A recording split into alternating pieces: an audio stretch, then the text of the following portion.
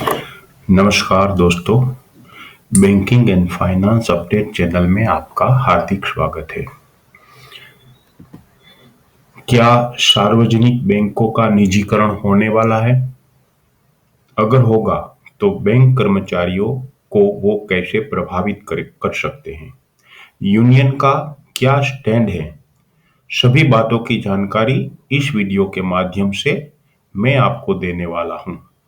तो आपसे रिक्वेस्ट है कि आप इस वीडियो में अंत तक बने रहे। भारत सरकार ने संसद के शीत सत्र के दौरान अपने एजेंडे में 26 नए बिल शामिल किए हैं। मंगलवार को जारी लोकसभा की बुलेटिन के मुताबिक तीनों कृषि कानूनों को रद्द करने के लिए एक bill, the farm law repeal bill 2021 तो शामिल है, लेकिन साथ में बैंकिंग लॉ अमेंडमेंट बिल भी सरकार लाना चाहती है। आर्थिक सुधारों पर आगे बढ़ते हुए केंद्र सरकार इस शीतकालीन सत्र में सरकारी बैंकों के प्राइवेटाइजेशन से जुड़ा एक अहम विधेयक ला सकती है।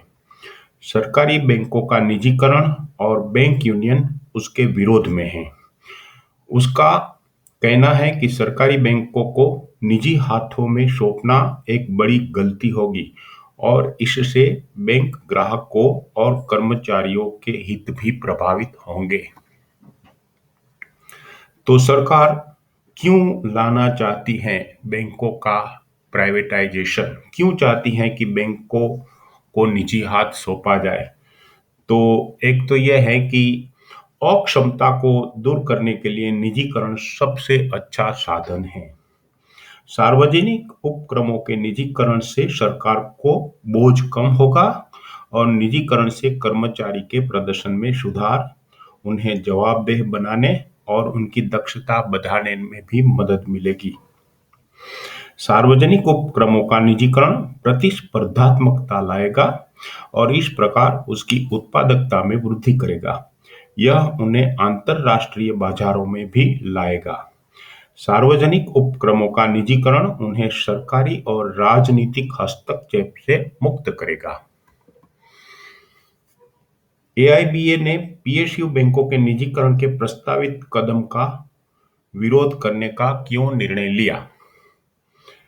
तो राष्ट्रीयकृत बैंकों ने कृषि, लघु व्यापार, लघु व्यवसाय, परिवहन के विकास और समाज के कमजोर वर्गों के उत्थान में प्रमुख भूमिका निभाई है।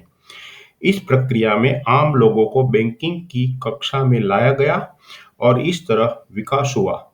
बहुत पहले 2008 में जब विश्व अर्थव्यवस्था एक गहरे वित्तीय संकट और मंदी में गिर गई थी, ये एक सार्वजनिक बैंक को ही थी जिसने भारतीय अर्थव्यवस्था को बनाने रखने में मदद की। अखिल भारतीय बैंक कर्मचारी संघ एआईबीईए ने अपनी इकाइयों को केंद्र सरकार के इस कदम के खिलाफ हड़ताल के लिए तैयार रहने को कहा है। बैंक यूनियन सरकारी बैंक के निजीकरण के विरोध में है। उनका कहना है कि सरकारी बैंकों को निजी हाथों में सौंपना एक बड़ी गलती होगी और इससे बैंक ग्राहकों और कर्मचारी के हित भी प्रभावित होंगे। तो प्राइवेटाइजेशन की लिस्ट में कौन कौन सी बैंक शामिल है? एक अन्य मीडिया रिपोर्ट के मुताबिक नीति आयोग ने 4 या 5 बैंकों के नाम का सुझाव दिया है और माना जा रहा है कि इस बैठक में किसी 2 के नाम तय कर दिए जाएंगे। प्राइवेटाइजेशन की लिस्ट में bank of Maharashtra, Indian overseas bank, bank of India, central bank के नाम की चर्चा है। प्राइवेटाइजेशन के पहले फेज में सरकारी बैंक जैसे कि बैंक ऑफ महाराष्ट्र और इंडियन ओवरसीज बैंक के नामों पर मुहर लग सकती है। कौन कौन सी बैंक शामिल नहीं है प्राइवेटाइजेशन की लिस्ट में? तो नीति आयोग के मुताबिक स्टेट बैंक ऑफ इंडिया के अलावा जिन बैंकों का पिछले कुछ समय में एकीकरण किया गया है, उन बैंकों का प्राइवेटाइजेशन नहीं होगा।